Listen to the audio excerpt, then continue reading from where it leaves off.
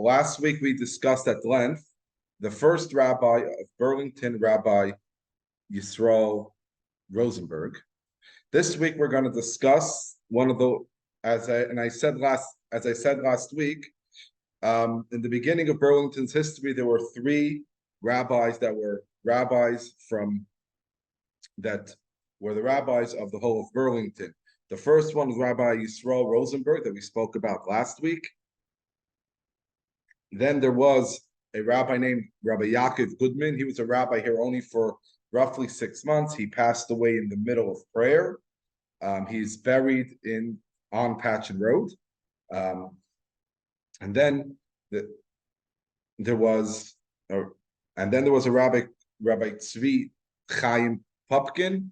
He was a rabbi here for a few years. He was really a rabbi somewhere else for a very long time, and he came here for a few years and then left.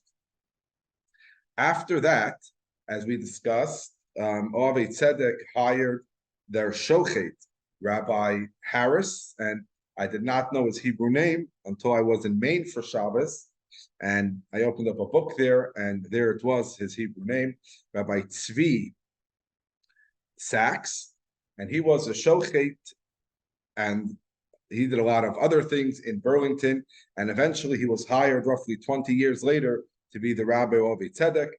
Ove Tzedek did not ask all the other synagogues to join in this hire for some reason. I'm not sure why, and it caused a bit of a rift, as we spoke last week, between all the synagogues, especially that Rabbi Harris was a shochet and other things throughout his tenure in Burlington before, which was not rabbi-like, so to speak. They did not feel that he has the prestige, maybe because he was a shochet and people fought over the price of meat with him and things like that. They did not feel that he could become the rabbi now.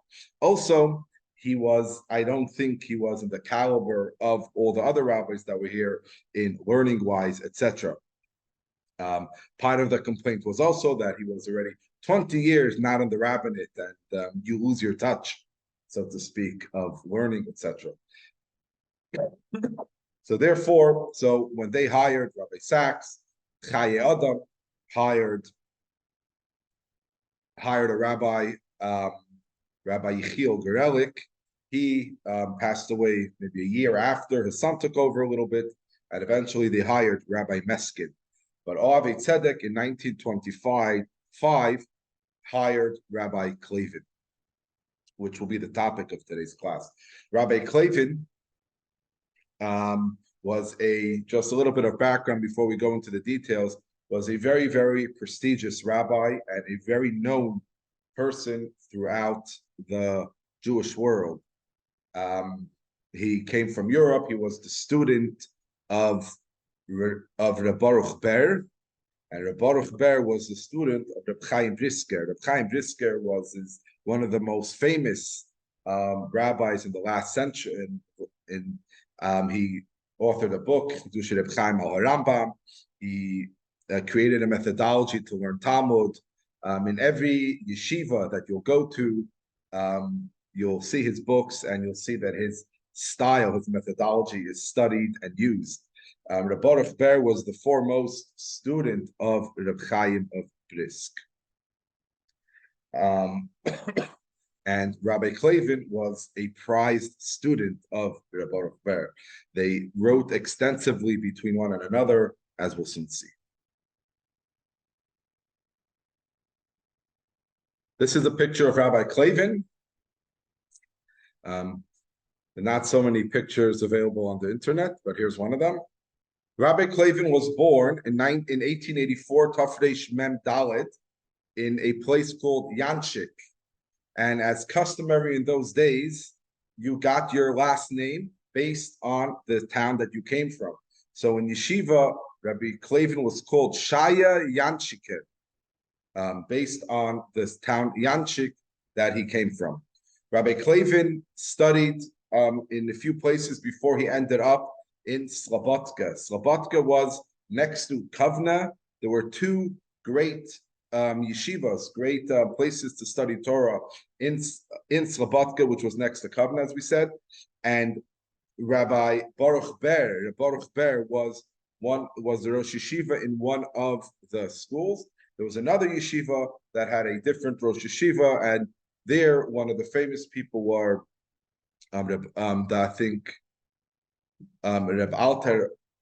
The difference between the schools were quite big. The yeshiva that Rabbi Klavan went to did not study Musar, did not study ethics. They focused more on Talmud, as was the opinion of Reb Chaim of Brisk, not to have the study of Musar within the day. Rather, a person who studies Torah refines himself automatically. We won't get into the whole debate about the study of Musar, which is a thing for itself. The other school was a Musar school. They broke off from each other, and they did study the ethics and different texts that refine a person's character. They felt that it's not enough just to study Torah. Rather, a person must specifically study different books that bring them, refine them, and make them a better person. So this was a bit of a debate then, and there were two schools, and Rabbi Klavan came from the school that was a non-Musar school. What's interesting to note, then we'll get back to this, there was another rabbi here in Burlington named Rabbi Meskin. He was the rabbi of Chaye Adam. And interesting to note, he also learned in Slobodka, but he did not learn in the non-Musar school. He learned in the Musar school. And we'll soon speak a little bit about their relationship. So Rabbi Klavan grew up, he got smicha, and he became a rabbi. And Baruch Ber gave him smicha, and Baruch Ber wrote great things about him.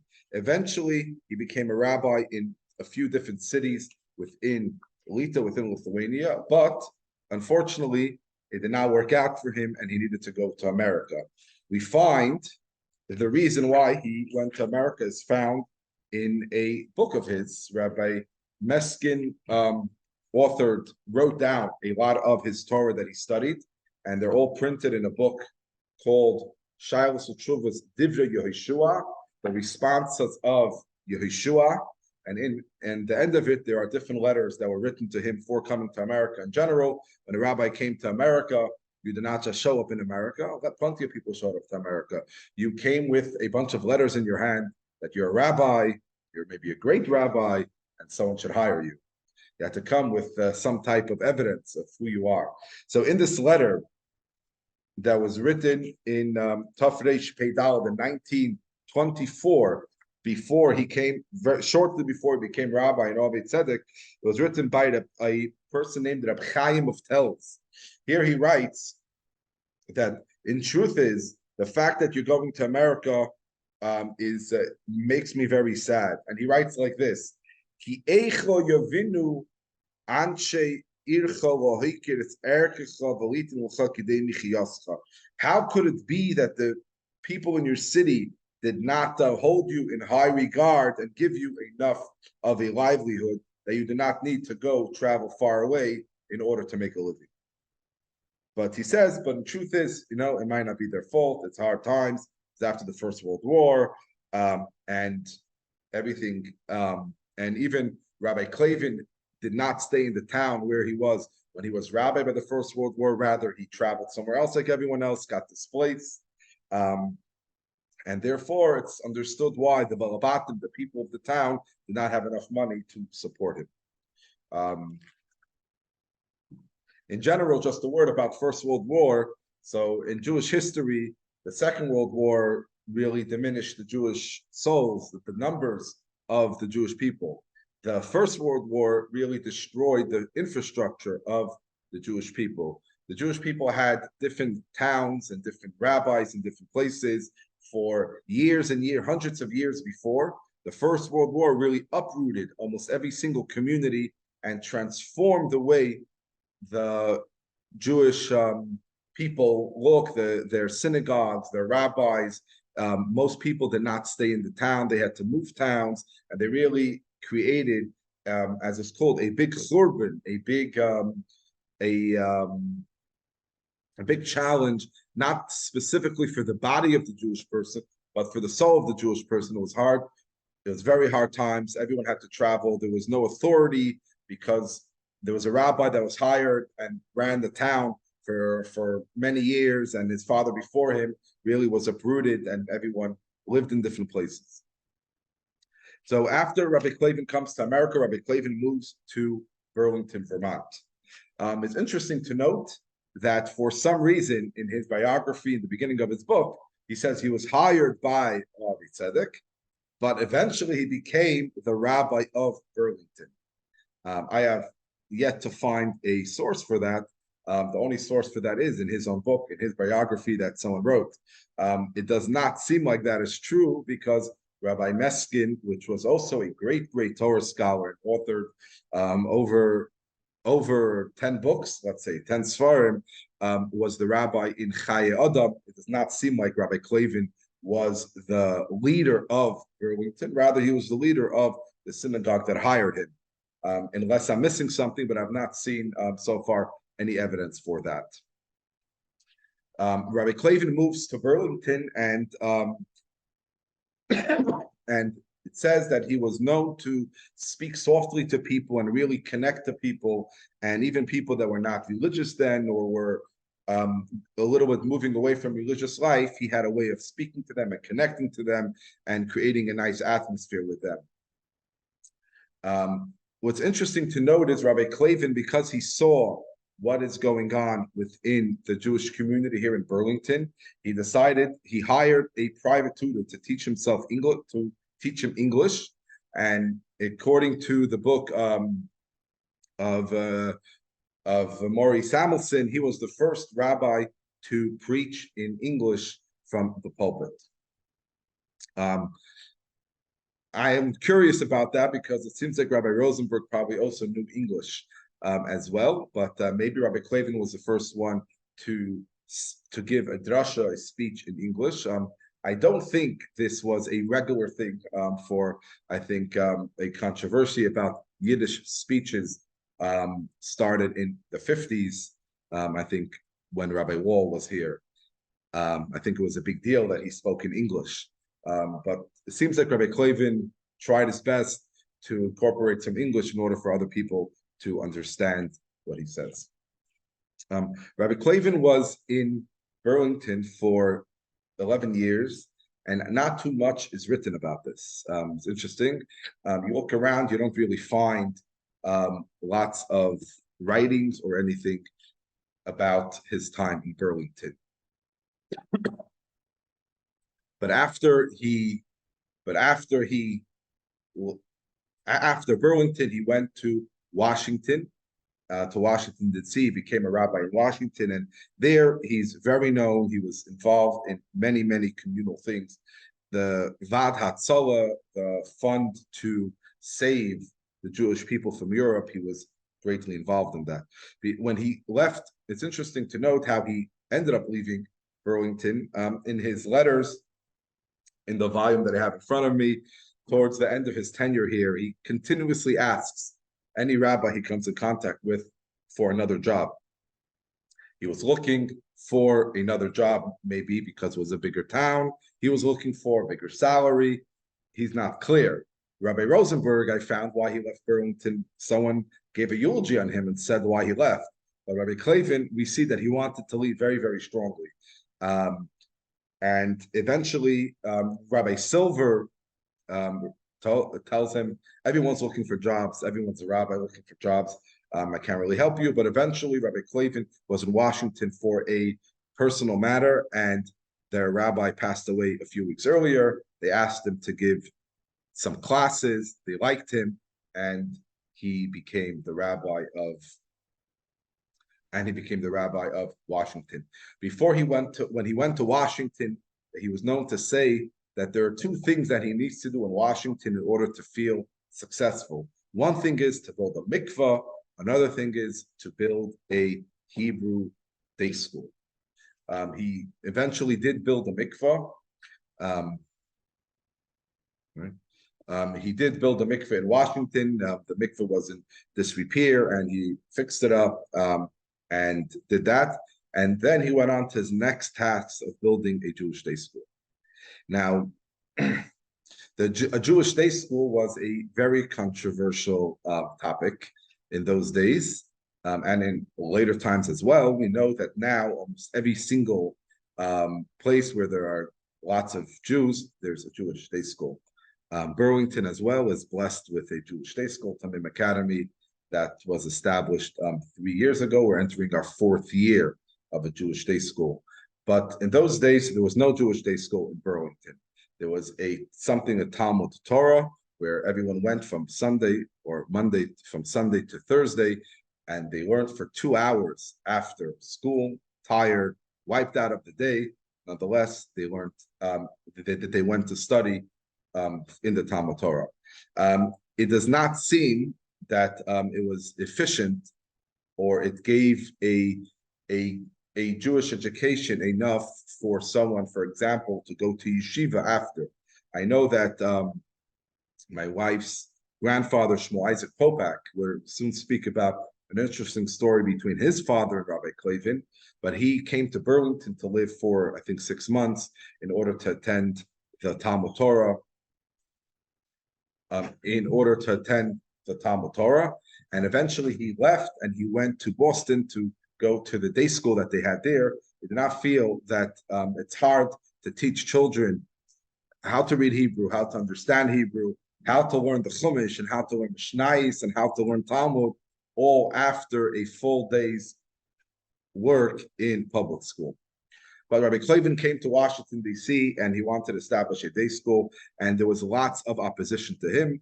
And similarly, we hear the same opposition today, that they said, our way is different. We don't want a Jewish day school. We want our children to become part of American society. We want them to be friends with their counterparts here, to become one with the people. They want them also to go to Hebrew school after. We want them to be an American. We want them to be part of society. And there was a very, very big opposition for Rabbi Klavan to make a Jewish day school. Rabbi Klavan didn't make it on his own. There was a group of people doing it, but he was one of those leaders that were pushing very strong for it. Eventually, he pushed very hard, and they finally established the Jewish day school. And we know that a Jewish day school is a money pit. Costs a lot of money to run. You have to have 2 teachers, secular teachers and Judaic teachers. And Rabbi Klavan got very busy fundraising money and working very, very hard in order to keep the day school running. Just an anecdote, I'll say, in Burlington in 1950-something, there was an individual that also wanted to make a Jewish day school here. He was the rabbi of Avas Gerim. The Avas Gerim that was established in 1952 or 54 is no relationship to the old Avas Gerim. The old Avas Gerim ceased to exist, I think, in 1935. And in 1939, Chai Adam ceased to exist. They all merged back with OZ as it started.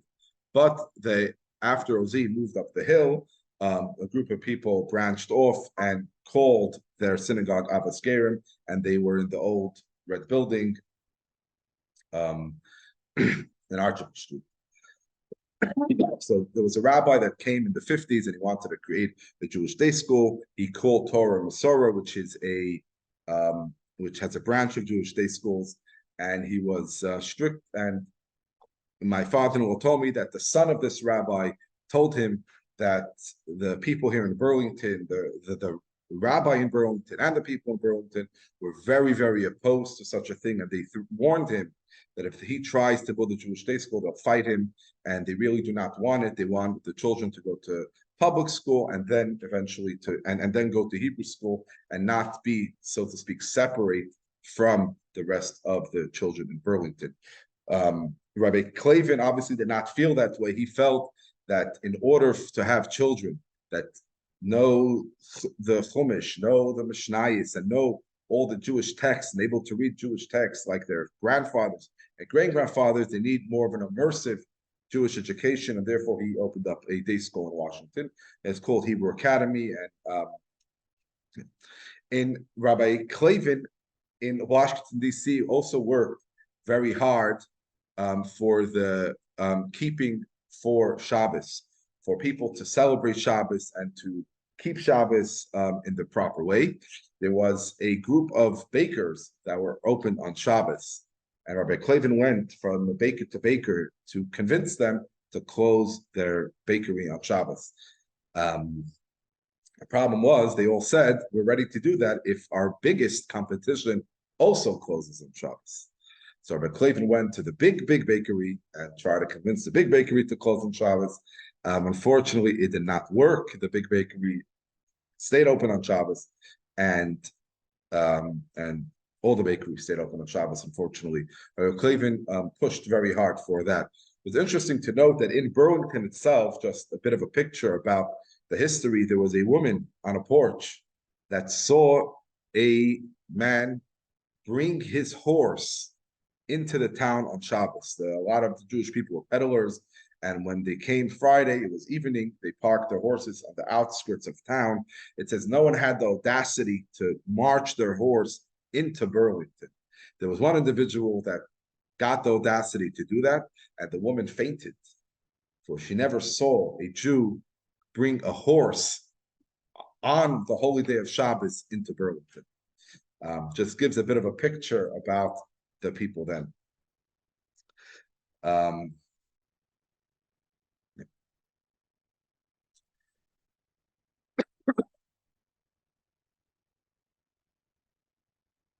Rabbi Klavan was a great Torah scholar as well. He wrote in Torah questions and answers with his teachers and with lots of other people, with Rabbi Mordechai Gifter, with Eliezer Silver, and he continuously writes in Torah. And it's not just questions in Jewish law.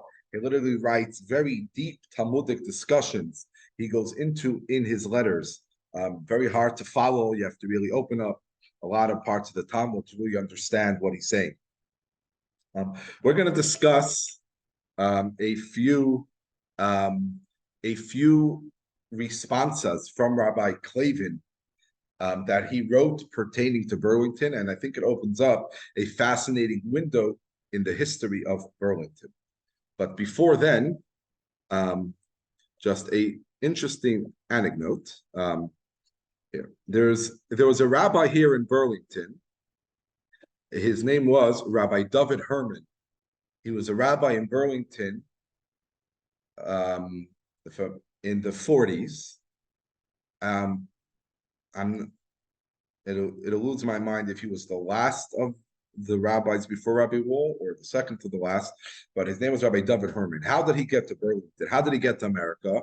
Rabbi Klavan arranged with the synagogue Ohavei Tzedek to write a letter that they want to hire Rabbi Herman.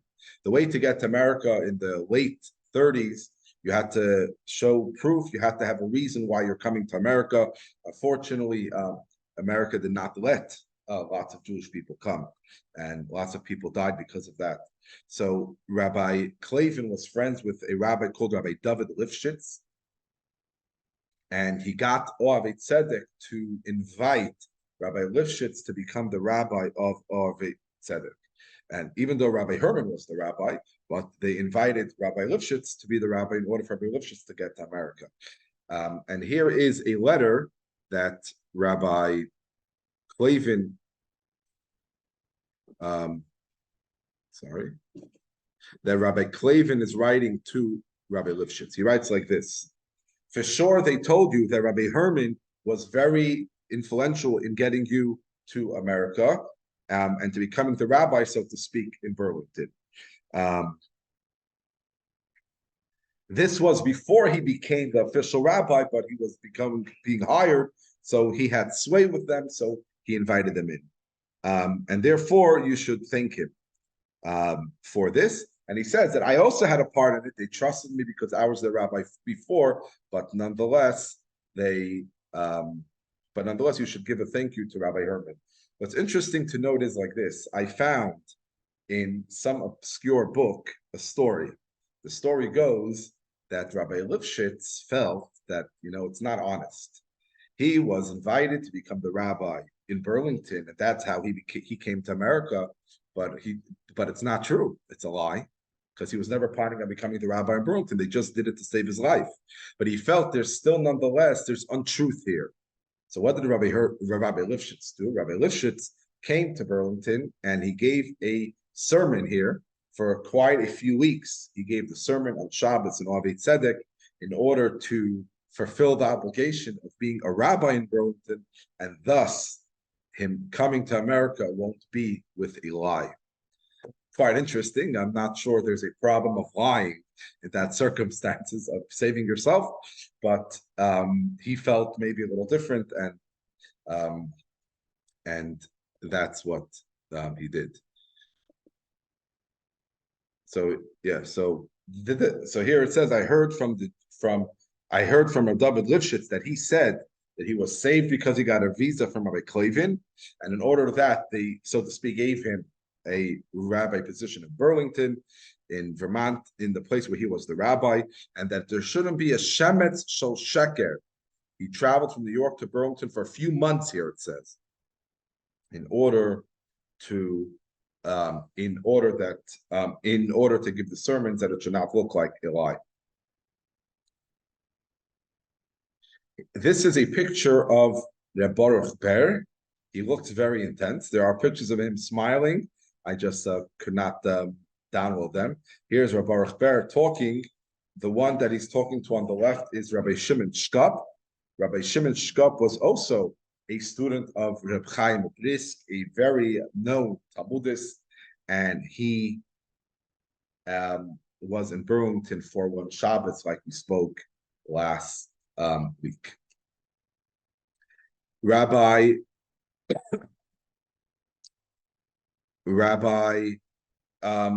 Klavan was offered a job to become the Rosh Yeshiva, to lead the yeshiva in Brooklyn after his teacher, Rabbi Baruch Ber, left, and Rabbi Klavan did not take the position. So Rabbi Baruch Ber writes back to Rabbi Klavan, even though you showed humility, but nonetheless, it was a bit too much. Even though humility is a good midah, is a good attribute, but you should not use it too much, and you should have taken the job of being Rosh Yeshiva. I read that Rabbi Klavan did not want to accept the job of Rosh Yeshiva because in order to be Rosh Yeshiva, you have to be involved in learning a whole day, and he felt that his job was to strengthen the communities here in America. Rabbi Klavan, it's interesting to note, as a lot of other American rabbis, was a fundraiser for the European schools, the European yeshivas. In almost every letter to Reb Baruch Ber, he writes, I'm sending you this amount of money, I'm sending you that amount of money, and he's continuously sends money to Reb Baruch Ber and to other places. Here, for example, he says like this, I'm sending you two checks. One is for $3.43, and he splits $1, $2 should go here, and 1.431 should go somewhere else. But then he says, on Shabbos Bereshis here in Burlington, our friend, your brother-in-law, Rabbi Zimmerman, came and we made an appeal and we tried to collect money, but nonetheless, we did not succeed to collect money that much. It was $53 that he collected then, which was that he collected then. And it's interesting to note, right after they talk about money, he goes straight in to an idea of the Talmud, one after another, really fascinating to see. There's never a letter just about money. There's always, and this that you told me that the Talmud means about this subject, this and this, I checked and I think and I this and I that. There's always something in Torah written right after that.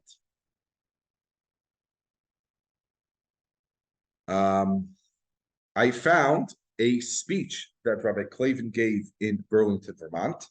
It's interesting to note that when I was in the archives of Avei Tzedek, thanks to Aaron Goldberg, so I saw there in one of the places it says that they finished the Mishnayos and Rabbi Klavan spoke.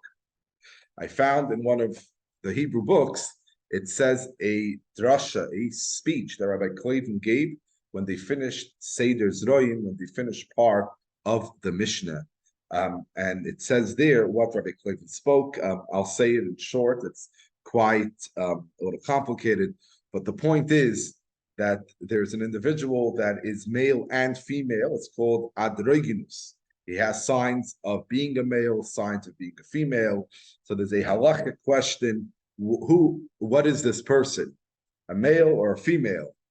And Rabbi Klavan goes into a whole discussion. Is this person, because they might be a male, obligated to do certain things that a male is obligated to do? Is their obligation to do these things that a male is obligated to do midin vaday or midin safek? Is it just maybe they're a male and therefore they have to do certain things, and maybe they're a female, they have to do certain things that a female needs to do? Or do we say that they are definite, that because we're not unsure what they are, because it's a biblical, and when we're talking about biblical prohibitions, they become definitely obligated in such a case? He goes on back and forth, but that is one of the topics that he spoke about in Burlington when they finished Mishnayos. Here is a copy of his speech. It says here about the din of adroginus was said in the Siyum, completion of Seder Zroyim, which was learned in Burlington, Vermont.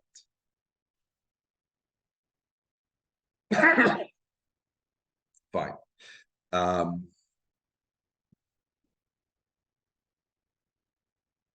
Now, there are two interesting things that Rabbi Klavan dealt with in Burlington, and he wrote about extensively. One of them is a divorce document.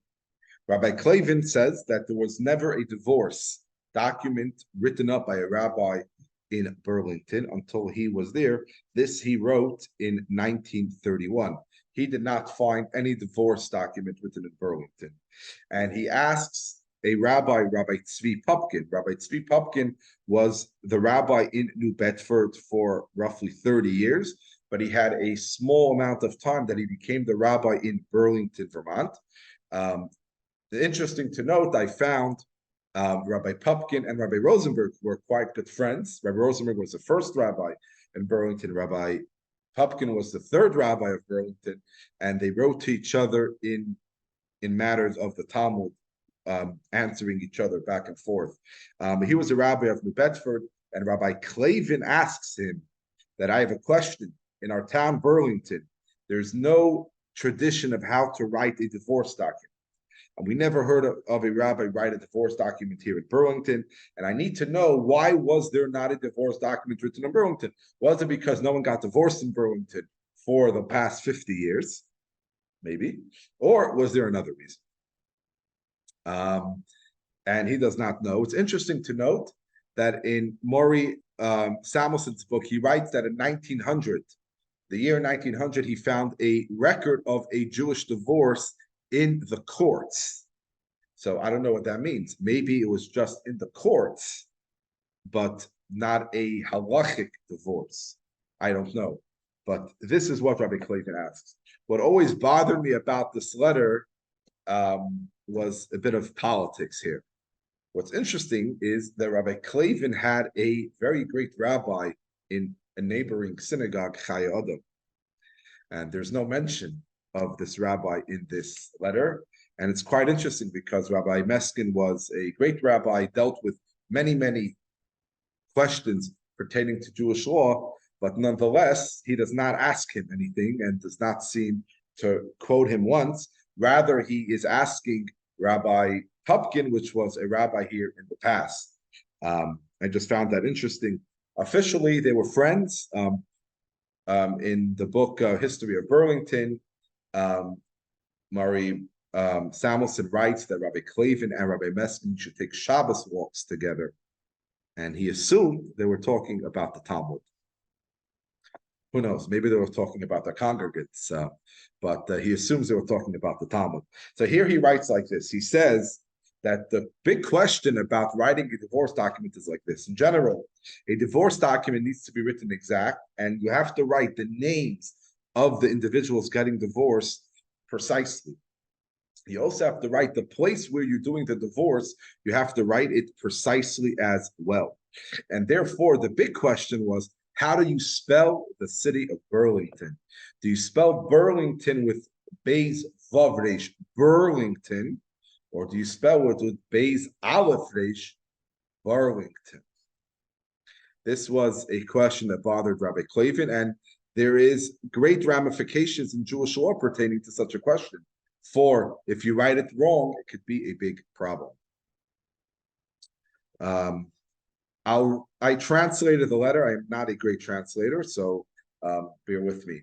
It says, I hope this message finds you well. I'm writing to you with a particular request regarding an issue in our town of Burlington. As you may be aware, we lack an established tradition regarding the composition of a divorce document. Strangely enough, divorce proceedings have never taken place in Burlington, and there seems to be no record of such proceedings ever occurring here. I am keen to uncover the reasons behind this absence. Could it be there was simply no need of such proceedings in our community, or were there alternative factors at play? Given your esteemed position and your historical role as one of the prominent rabbis who served in this town, I believe you possess valuable insight into this matter. Moreover, I seek your guidance in the accurate transliteration of Burlington in Hebrew. Throughout all recorded instances, the transliteration included a Vav character, Burlington, spelled like this. I'm sorry that I cannot make this bigger for some reason. However, there are some older signatures that feature an Aleph instead Burlington. It's interesting to note that in a Pinkus that I saw on the archive of OZ, it says on top Burlington with an Aleph. Not to say that who wrote it and why they wrote it like that. I have learned that Rabbi Tzvi Sachs once authored a get document known as Shchiv Meirah. Shchiv Meirah is a person that's about to die, and sometimes you write it. They divorce their wife right before they pass away in order to avoid if they have no children, in order to avoid that the brother needs to marry the sister-in-law. We won't get into those laws, but it's a divorce document, but of lesser halachic problem, because even if it's not accurate, let's say the person passes away shortly after. But in all records, Rabbi Sachs uses a Vav spelling, Burlington. This suggests that in the context of his get document, he also spelled it with a Vav. And that was one of the questions that Rabbi Klavan asks Rabbi Pupkin. And he says that really Burlington is with a Vav, but maybe you write it with an Aleph, and the Aleph means also Burlington. Won't get into all the halachic discussion, but he was troubled how to write Burlington. So he asked Rabbi Tzvi Pupkin how to do that. Another thing, it's interesting, when it comes to a divorce document, you write that we were 3 people on the river of such and such, next to the water, let's say on the river of the Hudson, etc. But Rabbi Klavan says we are close to the water of Champlain, and the water of Champlain is a lake, it's not a river. So he suggests that really the writing of the divorce documents should be, we were 3 people sitting together on next to the waters of Champlain, not next to the river of Champlain, because Champlain is not a river, it's a lake. And it's next to the Winooski River, but the closest water is the Champlain water. So even though in a divorce document you first say the river of something, but nonetheless here he feels that it should be changed.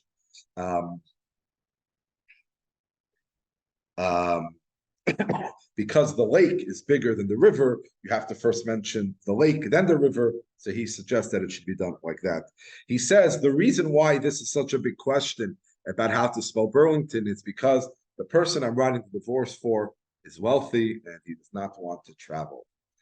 And therefore, we have to help him here, and we can't send him to a different town where they have a tradition of how to write a divorce document. As I said before, divorce documents are very complicated to write, extremely complicated to write, and you have to get everything exactly. You have to know exactly how to write it.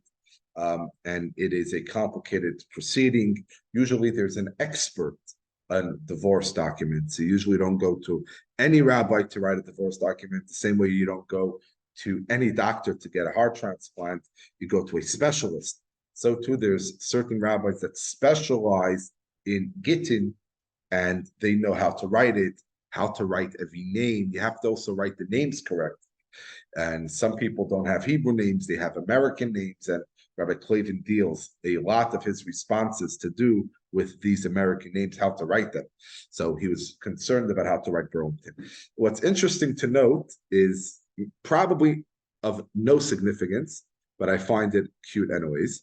He writes, Rabbi Pupkin wrote in different journals of Torah, and you see he signed his name, Tzvi Chaim Pupkin, Rav Burlington with an Aleph. I don't think this carries any significance because it's not in the divorce document. Someone just wrote the name Burlington and not know how to spell it, but I just found it interesting that he was the one asked how to spell Burlington, and under his name it's spelled with an Aleph. Rav Burlington, not Burlington. I don't know what he answered Rabbi Klavan, and I don't think the document I'm showing you now is of any significance to the conversation. But that is one interesting question that came up in Burlington about a divorce document. Another very interesting conversation pertaining to divorce, pertaining to Burlington, is burial practices. And in here, we actually get a very interesting glimpse of the Jewish life in Burlington. Rabbi Klavan writes like this. And Rabbi Klavan writes like this. To the esteemed Torah scholar, Rabbi Eliezer Silver. In general, just a note, Rabbi Eliezer Silver was a very interesting character. They once, this is a joke, he was in court for something under oath, and they asked him, are you Rabbi Eliezer Silver? They said, yeah. And they said, are you in charge of this part of, let's say, Agudas HaRabbanim of America? He said, yeah. And then he added, and Canada. And they asked him, Rabbi, what's with humility? They said, Judge, sorry, I'm under oath. It's a famous joke about him. Yeah. Okay. Although we have not had the opportunity to converse in person frequently, I hope that you will address my inquiry. This question pertains to the strictness of customs. However, in cases where observance is feeble, as in Burlington, as he says, we might not need to adhere so staunchly to these customs. He says like this: the prevailing practice here in Burlington is to inter the deceased in a manner akin to our practices in Lithuania without the use of coffins. This is because government involvement does not extend to matters of burial, at least then. As far as I know now, it's different. Nonetheless, and the younger generation has expressed discontent with this practice. According to their perspective, it seems inappropriate to carry the deceased like an animal without a coffin. Consequently, they have requested that we adopt the practice of using coffins, similar to the non-Jewish funerals.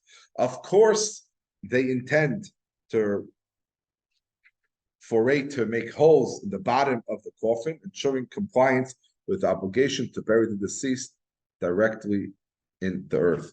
What's interesting to note is the Torah says that you shall bury someone, and it says, Vel offer tashuv, you should be returned to offer, to dust. Therefore, this is a quote from Nachmanides.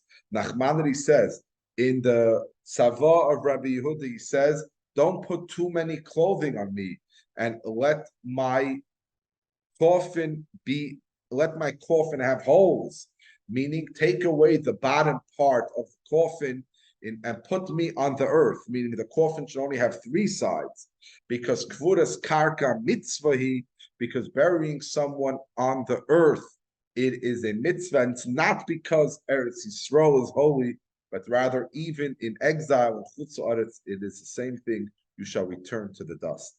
Therefore, burying someone is very important. To bury someone, and God forbid, not to cremate, but when you bury someone, the custom is that the person should be lying on the earth itself. Therefore, we make holes in the coffin, or we take away the bottom slat of the coffin. There's a certain way how they do it, so the deceased could be on the earth itself. And the question that Rabbi Klavan was asking is, this is what the younger generation wants in Burlington. And he says like this: before someone's passing, some individuals even requested burial with a perforated coffin. And he says, I permitted this. Why? He says, because the Talmud teaches us that if someone instructs us not to bury them, what we do, it depends on the reason why the Torah says to bury the individual.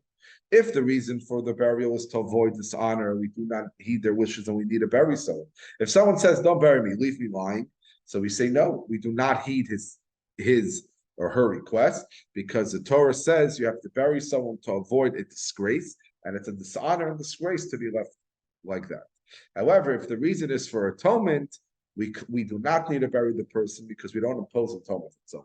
But nonetheless, we see from here that if dishonor is not a concern, we respect their wishes. Being buried in a coffin is not inherently dishonorable. Meaning like this, he says that because the person is being buried and it's not a dishonor, they could be buried how they see fit, in a coffin or without a coffin.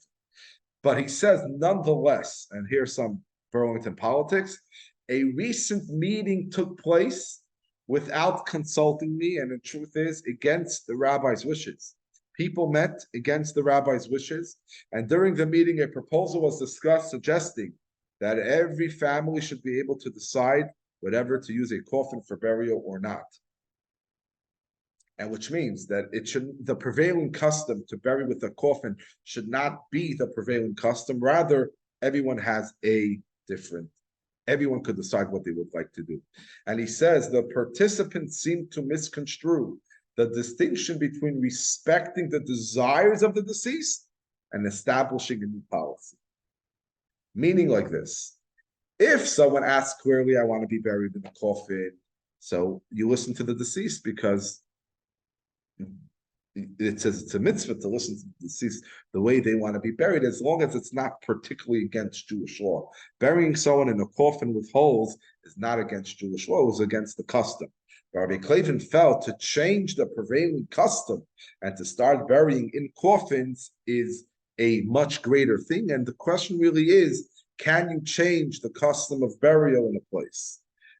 For no particular good reason can you change a custom. We know that we're very stringent even when it comes to customs. We are very, very stringent, and we follow customs, and it's halachically advisable to or obligatory to follow custom. And therefore, the question really became, can he break this custom? And he says like this. He also writes in other places, he writes like this, that the reason why the young do not want to bury someone without a coffin is not because they want to follow the custom of the non-Jews. If the reason was because they want to act more like the non-Jews that have a coffin, then he would put his foot down. He would say, no, we don't go after the customs of the non-Jews. He feels that it's just a taste and flavor. It's just a different circumstance. In the 30s, burying without a coffin seemed very dishonorable. It wasn't comfortable for people to bury someone without a coffin here in Burlington. So it's not that people don't want to do the right thing, but rather their tastes changed and the personality of the people changed. You know, sometimes people like a certain thing and eventually it gets out of style. Here it became weird. It became very dishonorable, so to speak, for the young people to bury someone without a coffin. And therefore, Rabbi Klavan wanted to know, he was asking, what does Rabbi Silver feel pertaining to such a question? How should we go about this? Can you break the custom, or no? Should he stand strong to keep the custom that was in Burlington from the beginning? And we see already here the friction within the community of starting to change practices. The rabbi was not listened to, and they made the meeting without his consent and tried to, in a certain sense, push him into a corner agree to something. He, in general, seems from his letter, he's declined to give in. He does not feel that this is where he needs to put his foot down.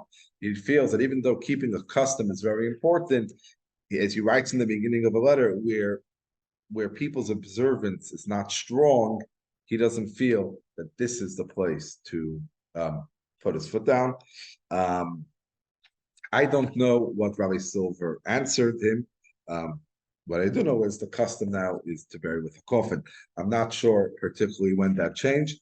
I am sure that this meeting is inscribed in the Pinkas of the Chevra Kadisha, like almost every other meeting is inscribed there. And I hope soon to go find the meeting pertaining to this in the archives, hopefully with the help of Aaron Goldberg, to see, because the Chevra Kadisha did keep very close records of all the happenings in Burlington and all their meetings, all the fights, all the complaints, etc., etc.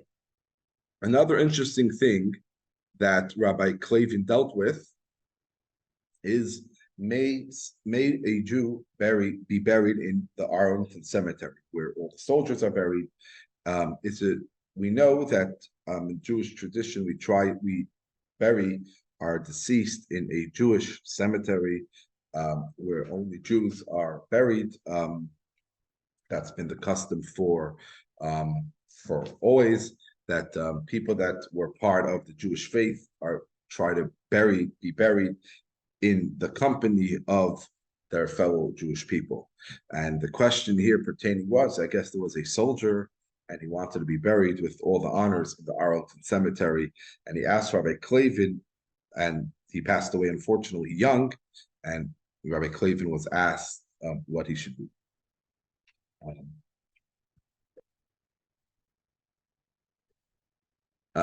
It's interesting. Rabbi Klavan takes a very soft position, and he writes like this: that even though the prevailing custom is that a Jewish person would like to be buried with someone from their faith, someone that believes in the same things, that believes in one God, believes in the Torah, believes in the commandments, etc., etc.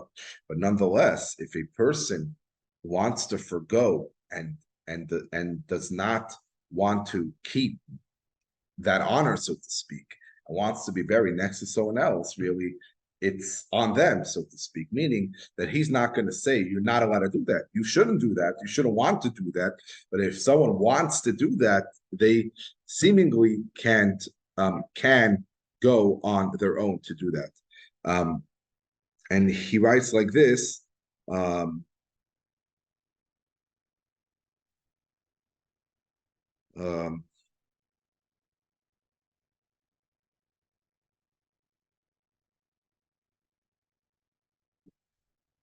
and he writes like this: really, it's a thing that a person, that if someone wants to forgo this idea, this concept, and he wants to be buried in a non-Jew cemetery, it's up to them. He says like this: he says, really, also you should ask the family, because this whole idea, where you bury someone, really pertains to quite a few people, according to the Talmud, pertains to yourself.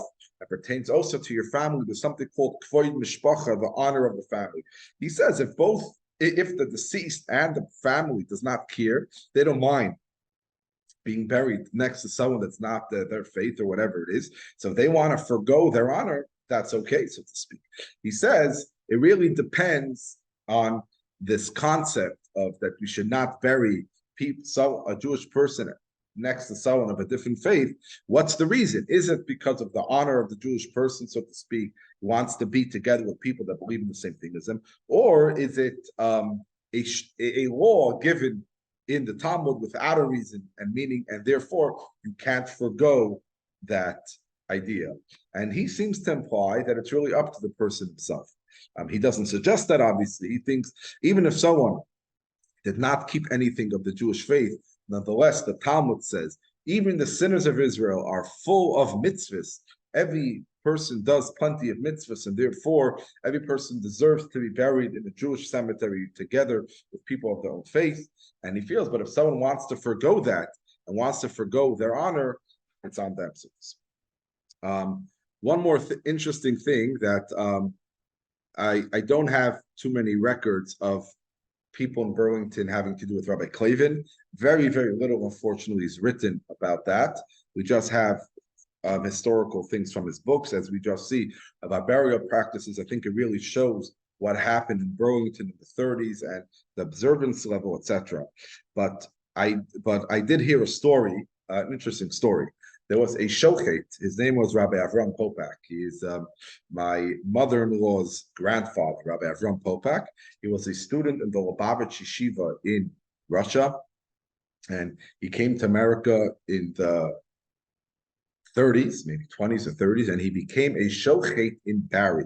There was a Jewish community in Barry and a Jewish community in Montpelier. It's interesting to note in Montpelier, there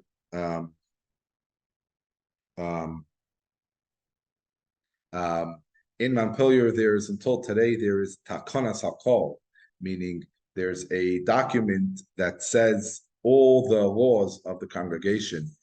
People think it's hard not to be part of a synagogue, then it was much harder. It says there, it's a document in Yiddish. It says you must stay in town for Rosh Hashanah. And if you leave town, you still must give your 5 cents for your seat. You may not leave, and you may not say, I'm not going to be here. I don't have to pay for the chazan. No, you do have to pay your dues, 5 cents to have a seat here, even though you're not going to be here. And he writes like this, that when you bring something up for the committee and the committee votes you down, you may not bring the same thing up in the next meeting. I guess that was a bit of a contentious thing. You also may not buy meat from other people. And that this was an interesting concept. Because they hired, now we don't have a shochetz particularly. You go buy kosher meat at the store. Then someone has a business of it. Then the town paid a shochet. The shochet came. The shochet got paid to slaughter. So if I went to New York, let's say, and somehow I got ice and I brought meat from New York, I'm basically ruining the shochet's business. And then the community won't be able to afford the shochet. And therefore, there's something called shrutei chutz. You may not eat meat from another town. You must buy your meat in this town. This was a law in almost every community because otherwise they wouldn't be able to afford the shochet. Rabbi Avram Popak was a shochet, and he slaughtered a chicken, and unfortunately, it wasn't kosher, the chicken. Why wasn't it kosher? I'm not sure if it was his fault or the chicken wasn't kosher, whatever it was. And there became an argument, shall he get paid, even though he did not slaughter it correctly or it wasn't kosher? I'm not sure exactly the details of the story. So they traveled from Barry all the way to Burlington to ask Rabbi Klavan, do I need to, Rabbi Popak said, I deserve to get paid. And the other guy said, well, it's not kosher. So they came to Rabbi Klavan, and Rabbi Klavan Paskin, I'm not sure how to pronounce that in English, he gave his halachic decision that Rabbi Popak should get paid, notwithstanding the fact that the slaughtering was not a kosher slaughtering. And he said like this, he said, if he's not going to get paid, then what's going to happen next time? He didn't mean to say this about Rabbi Popak, but then a shochet will just say it's always kosher because it's not going to get paid. So then he's going to, every time the shochet slaughters, it's going to say it's kosher because if it's not kosher, he won't get paid. So he's obviously going to try to make everything kosher. So Rabbi Klavan sided with Rabbi Popak. It's interesting to note Rabbi Popak wanted to leave Barry, Vermont, very strongly. As lots of people wanted, I think it was a small community, wanted to have better education for his children. As we saw that his son, Shmuel Isaac, traveled all the way to Burlington to Hebrew school, and that wasn't enough. Then he traveled to Boston to the day school, really had to travel around. Rabbi Popak asked the Lubavitcher Rebbe, when he came to America in the 40s, shall I leave and go back and live in Brooklyn? The Lubavitcher Rebbe, the sixth Lubavitcher Rebbe, which means Rabbi Yosef Yitzchak Schneerson, answered to Rabbi Popak, you could leave your town only in one condition. You leave in the town another person that keeps Shabbos fully. It took Rabbi Popak a year to convince someone else to keep Shabbos fully in Barry. This was in the early 40s, and then he took off. Just an interesting thing of how that worked.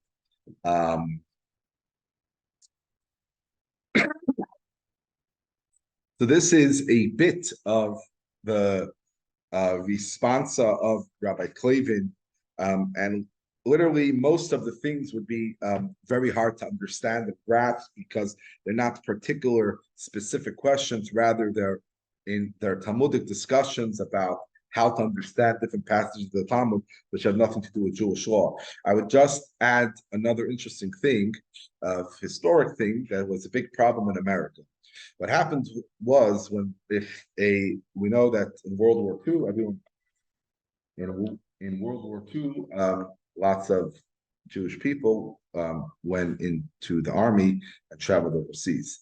There was a very, very big concern that if someone was married and did not come back, and there was no document or no body, so we would not know if the person's still alive or not, and therefore his wife won't be able to remarry.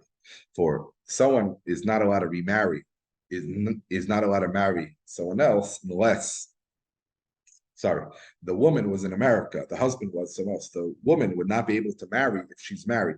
A woman may not have two husbands. Therefore, the husband that went to war, if we do not know where that husband is, the woman will be a aguna. Aguna means a chained woman, which we'll discuss in just a moment, something we'll talk about next week. But it's called a aguna, a chained woman. It's a very sad state of affairs. Rabbis try very, very hard to figure out some sort of evidence that's permissible according to Jewish law that the husband died. But in order to avoid such a thing, which would happen in war, someone would go to war, be in a bunker, the bunker's bombed, no one knows who was there, if the person is alive, etc.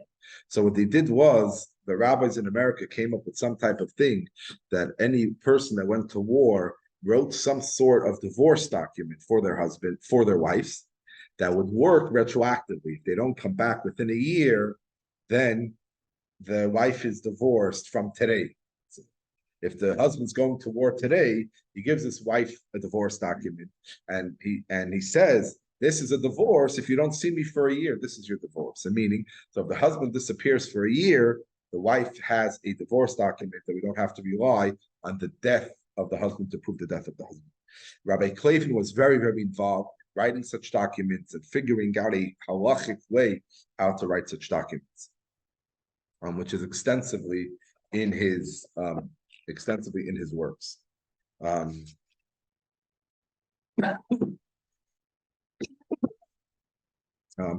Just an interesting fact: Rabbi Klavan suffered from high blood pressure, and he writes in a lot of his letters that unfortunately he can't learn right now because of his blood pressure, and he can't write and he can't focus too much. It was a big bother for him, and it came into contact of him not being able to study enough and to write down the things that the Torah that he learned because of his high blood pressure. It's a pity that people in Burlington did not transcribe the rabbi sermons, or maybe the rabbi didn't write his own sermons himself and really have very little.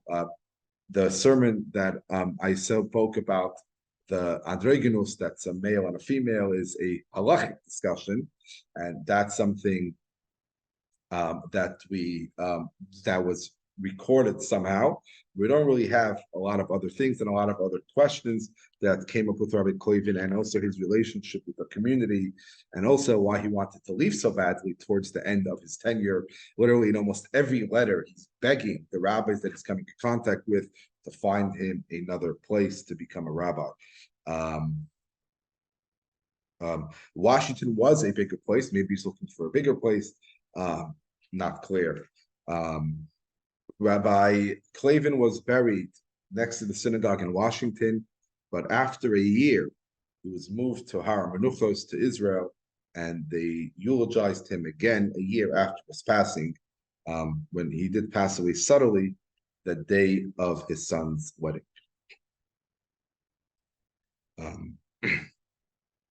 Yeah. So that will be for Rabbi Klavan. Next week we will discuss Rabbi Meskin. Rabbi Meskin was the rabbi of Chai Adam from 1924 to 1935. I think a year off from Rabbi Klavan. Rabbi Meskin was a big writer. He wrote lots and lots of books and lots of interesting anecdotes pertaining to Burlington, pertaining to Jewish law, and pertaining to the situation of Judaism within America, criticizing boards of synagogues, and lots of other things. He wrote a lot, printed a lot, so there's a lot about him. Rabbi Meskin was also, we spoke about a chained woman. It's called a aguna, which means a chained woman. I'm just translating it. Rabbi Meskin has a very, very famous response about the Titanic. Rabbi Meskin was a rabbi in a town in Russia, where a woman lived that her husband was on the Titanic. The Titanic sunk in, I think, 1912. The woman came to the Rabbi Meskin to ask, may she remarry? There's no evidence of where her husband is. No one knows where her husband is. No one saw her husband. We know for sure he was on the boat, but other than that, we do not have any record of her husband. And Rabbi Meskin deals with it in one of his responses, how to create some sort of evidence based on testimony, logs and things like that, to permit this woman to remarry. In general, the rabbis tried very hard to permit in these situations for women to remarry. They just had to find a halachic way to do it. Rabbi Meskin has a few volumes of Responsa. Then he wrote a lot about the Talmud. Then he printed almost every letter that he sent to a rabbi, or that a rabbi sent to him. He also wrote, he also printed, he also defended the practice of rabbis to send books to their counterparts. Like a rabbi used to author a book. The rabbi sent the book to 35 rabbis, requesting that rabbi pay for the book $3. So it's a different way of selling. You send the product, you ask the person to sell it to you, to give you money. Someone wrote in a journal against this practice, that it's not a right thing to do because you're coercing someone to pay you, etc.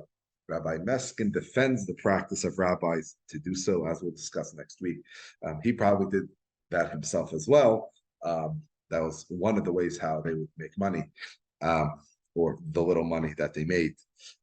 So next week, God willing, we'll discuss the life of Rabbi Meskin. And these are the three rabbis, I think, that a lot was written, that there's a lot written about. The other rabbis, much less. Rabbi Goodman was only here for 6 months, and almost very little about him. I did find some of his Torah, the Torah that he wrote in a journal, but not too much about his time in Burlington. Rabbi Pupkin also, I did not find too much about his time in Burlington, besides some Torah that he wrote to Rabbi Rosenberg, which was the previous rabbi of Burlington, but not really anything pertaining to Burlington. So it's interesting. It's really unfortunate that people did not keep better records of questions that the rabbis asked, that they asked the rabbis, and sermons the rabbis gave, and board meetings which rabbis attended. Some juicy details were a bit missing that. But may his memory be a blessing. He has lots of descendants. Rabbi Klavan, if I'm not mistaken, he had a son that lived in Burlington. He had a son that lived in Burlington, as Barb was telling me last week. But he had other children that became rabbis, and that authored different Torah books that are around, that have a little bit of information about their great grandfather. I just want to end off. We see like Rabbi Klavan was a rabbi, was a rabbi of great caliber, a very, very big Talmudist, a great scholar, praised by the greatest scholars with Reb Baruch Ber, his teacher, gave him great praises. He said that he'll become one of the greatest Talmudists. If he continues to learn, he'll become one of the greatest scholars of his time. And the Burlington had in its midst such great scholars like Rabbi Klavan, as we discussed today, and like Rabbi Meskin, which we'll discuss, Rabbi Yaakov Meskin, which we'll discuss next week, God willing. So take care, everyone. If anyone has any questions, comments, or mistakes that I made, I would love to hear about that. Yes, good. Thank you again, Rabbi. Thank you very much. Hi, Eliyahu. I wanted to ask you, the story you told about Torah Basara with them coming there and asking about starting a day school. I was under the impression that happened in the 40s, not in the 50s. Am I right or am I wrong?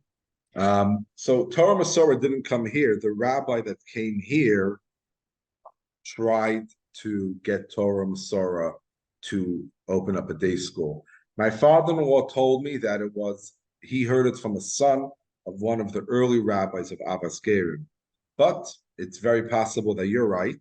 And it was in the 40s with either Rabbi Herman or Rabbi Rabinowitz, which Rabbi Herman was the rabbi in the early 40s, and Rabbi Rabinowitz was the rabbi in the mid-40s. So maybe it was then. I wouldn't rely on what someone heard from a son of someone. Right. And the rabbi in the 50s, so we know in Miami, Rabbi Yachnis, who was born in Burlington, his father was the rabbi at Havas Garam for 2 years. So what's his name? Yachnis, Yachnes.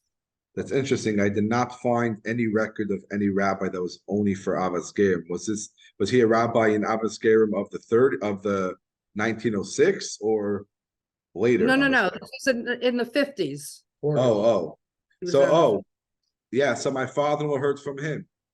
My father-in-law heard from him. Yeah. And Rabbi he tried to start a school. Yeah, and Rabbi Wall was against it, so it had to be around then. Yeah.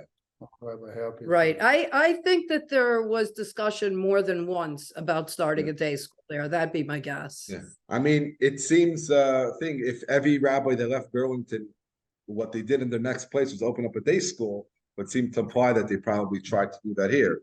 And they say that in general, the Hebrew school was very hard. I think Barb was telling me she went to Hebrew school here in Burlington, and it's after a full day of public school. How much could you learn? 3 o'clock you come, and it's very, very difficult. And a day school has a different timing where you could learn Hebrew in the morning and be fresh and learn secular studies as well, all in one day, and not be tired out. So the whole model was quite hard. Yeah. Eliyahu, I have a point to make. Baruch Ber did come to America in 1929. Yeah. And was in Albany for 10 days. Oh, wow. And his son of Movhak was Rafal Zalman Levine, who was the son of the Malach. And he's what? No,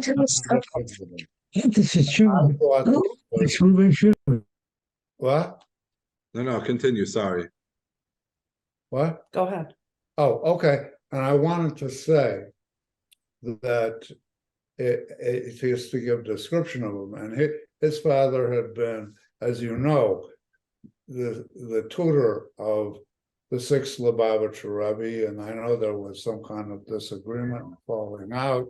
But the more important part was that it wasn't simply that the Jews of America didn't rush to help people to emigrate. The previous decade, at least in the 20s, when you could already see the war cloud forming in Europe, the Rabbanim were very difficult in Europe about telling the people not to go. Yeah. And that's all of the Chofetz Chaim. The Chofetz Chaim was, even though he could see that there was going to be a great conflagration, he told people, he basically discouraged them from going to America. Yeah. I mean, that was why. I mean, to me, saving a life would take precedence. Yeah, I mean, obviously, we would say that they didn't see that the war would be this terrible. They wouldn't believe that Hitler would do what he wanted to do. Yeah, I don't know, but that's really a separate thing. Plenty of rabbis were not for immigration to America. They felt that if someone would come to America, their soul would not survive and stay connected to Judaism. Don't want to litigate that now. Rabbi Soloveitchik already litigated that and changed his party affiliation to the Mizrahi and against his grandfather, and I'll leave that with him. Yeah, his book is a great source of information, but unfortunately, there's only a paragraph about Rabbi Klavan and not too much. Yeah, all the best, everyone. Hope to see everyone next week for part 3.